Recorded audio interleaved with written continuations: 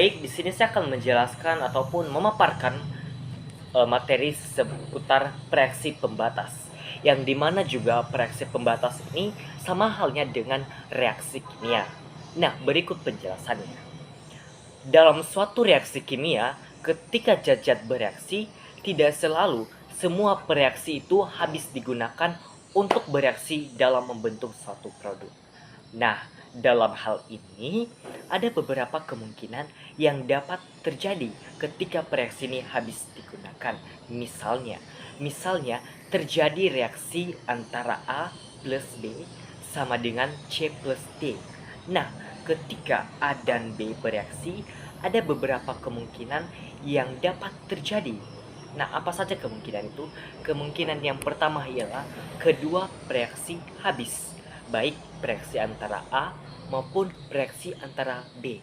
Nah, yang kedua reaksi tidak habis bereaksi, baik itu reaksi antara A maupun reaksi antara B, atau dengan kata lain masih bersisa.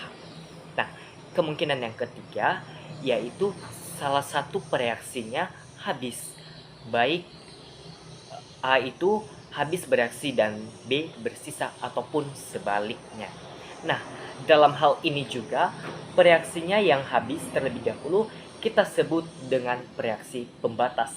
Sekali lagi, dalam hal ini reaksi yang telah habis terlebih dahulu itu dapat kita sebut sebagai reaksi pembatas.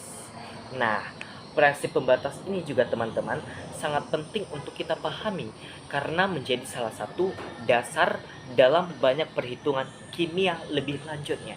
Seperti misalnya, reaksi pembatas kita butuhkan untuk menentukan massa zat yang tersisa ataupun yang terbentuk. Yang kedua, menentukan volume mulai zat setelah bereaksi. Yang ketiga, menentukan konsentrasi zat setelah terjadi reaksi secara sistematis. Nah, mungkin ada beberapa pertanyaan, yaitu bagaimana sih cara menentukan reaksi pembatas ini? Nah, ada pun beberapa tahapan cara menentukan reaksi pembatas ini. Yang pertama, itu pertama kita menentukan mol awal tiap reaksinya. Oke, yang pertama menentukan setiap mol awal reaksinya. Yang kedua, melakukan perhitungan sederhana dengan membagi mol tiap reaksinya dengan koefisiennya dengan rumus seperti di atas. Nah, yang kemudian yang terakhir,